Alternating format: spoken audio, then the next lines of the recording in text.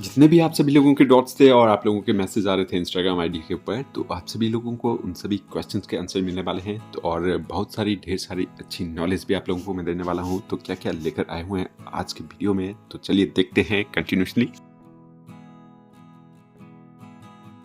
Hi everyone, very good evening. कैसे हैं आप सभी लोग? तो बताइएगा मुझे जरूर कमेंट बॉक्स में कि आप लोग मुझे कहाँ कहाँ से देख रहे हैं। और ऐसा मैं इसलिए भी हो रहा हूँ क्योंकि मुझे वाणी की इंस्टाग्राम आईडी पे डायरेक्ट मैसेज आए हुए थे कि आप लोग कहाँ से हैं। और आप लोग एकदम अचानक से ही हमने आप लोगों को सर्च किया, जैसे यूट्यूब पे हम सर्च कर रहे थे कुछ हिमाचली ट्रेडिशन के वीडियोस वगैरह, तो आप लोगों का चैनल हमारे सामने आया और हमने जैसे क्लिक किया तो उसके बाद ही हम आप लोगों को थोड़ा बहुत जाना पहचानना स्टार्ट करने लगे।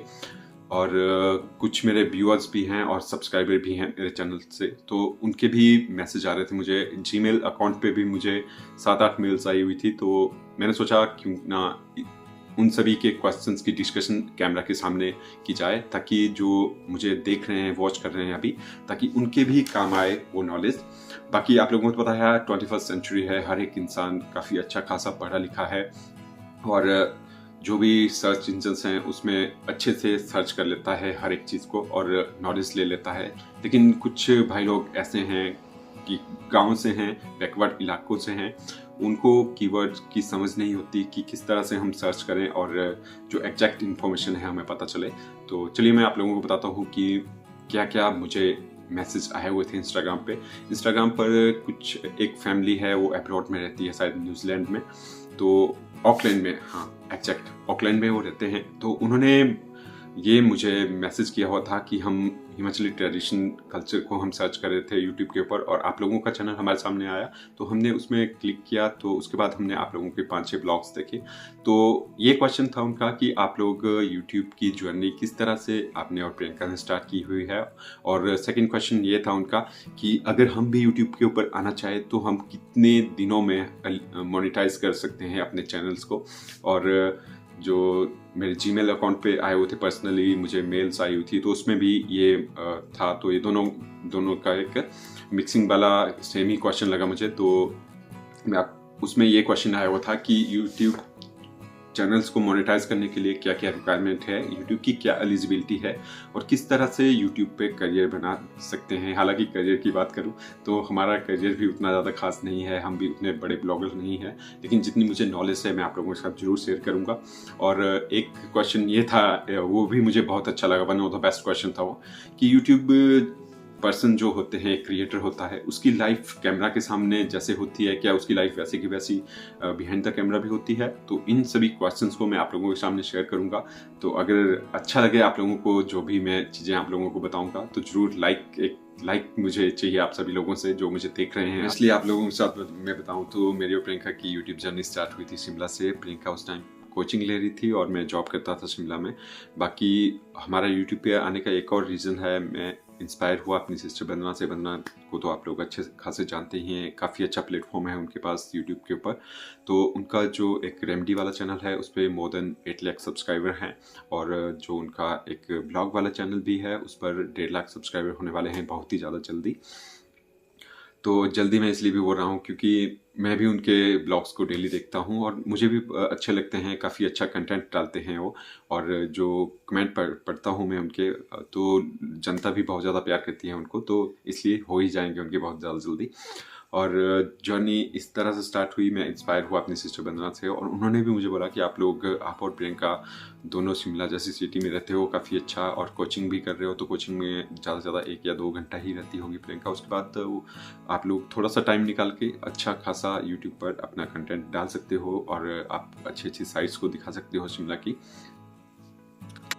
शिमला में रह रहे थे तो मन में ख्याल आया क्यों ना जो सिस्टर बोल रही है उस पर थोड़ा सा मतलब प्रकाश डाला जाए। तो मैंने भी ले ली वहाँ पे एक सेल्फी स्टिक और हो गया शुरू। तो लिटरली आप लोगों के साथ बताऊँ तो शुरू में तो ब्लॉग्स बनाना हमारे लिए बहुत ज़्यादा डिफिकल्ट हो गया था। कैमरा को ही फेस करना मतलब एक घृणा सी आती थी कि भाई मैं पता नहीं क्या बोल दूंगा और लोग पता नहीं किस तरह की कमेंट करेंगे और किस तरह से मैं कन्वर्सेशन करूंगा अपनी ऑडियंस के सामने। ये डिफ़िकल्टी आई हमें, और ये हमें ही नहीं आती है, ये हर एक क्रिएटर को आती है जो भी यूट्यूब के ऊपर होता है। लेकिन धीरे धीरे आप लोग कोई भी फील्ड, एग्जाम्पल ले लो किसी भी फील्ड का, जब आप चीज़ों को समझने लगते हो, फिर उस पर अच्छा से अच्छा बेटर परफॉर्म करने लगते हो, तो फिर आप लोगों के लिए ईजिली हो जाती है हर एक चीज़।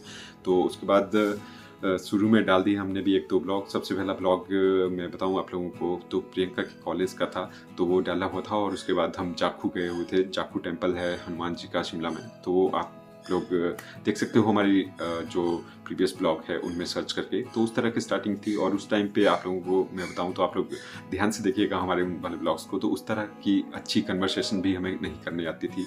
और साउंड जो होता है जैसे बैकग्राउंड साउंड वो हो गया, और अपने वाला साउंड उसको किस तरह से हमने इंक्रीज या डिक्रीज करना है वो भी हमें अच्छी तरह से नहीं आता था।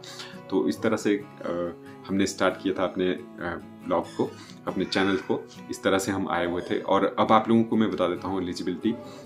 हालांकि ये चीज़ें मैं आप लोगों को इसलिए बता रहा हूँ क्योंकि कुछ लोग ऐसे होते हैं बैकवर्ड इलाके से होते हैं, काफ़ी पिछड़े गांव वगैरह से होते हैं, वहाँ पे सिग्नल्स वगैरह की भी प्रॉब्लम होती है। और काफ़ी अच्छे से भी वो बर्ड को सर्च इंजन पे नहीं डालते हैं, तो उनको एक प्रॉपर नॉलेज नहीं मिल पाती है।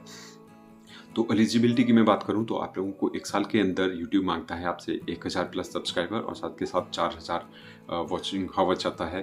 तो देखिए 1000 सब्सक्राइबर तो कर लेता है कोई भी क्रिएटर, क्योंकि आप लोगों को पता ही है आजकल व्हाट्सएप ग्रुप बनाए होते हैं पर्सन्स ने, और उस पर भी अच्छी खासी ऑडियंस होती है।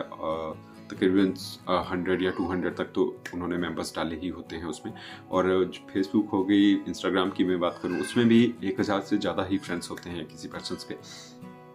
तो 1000 सब्सक्राइबर पूरा करना उतना ज़्यादा मुश्किल नहीं है जितना ज़्यादा सबसे मुश्किल मेन बात मैं आप लोगों को बताऊँ, जिसमें लोगों को 2-2 साल तक भी लग जाते हैं लेकिन वो चीज़ें नहीं कर पाते हैं। तो वो बात आती है 4000 वॉच टाइम हावर की।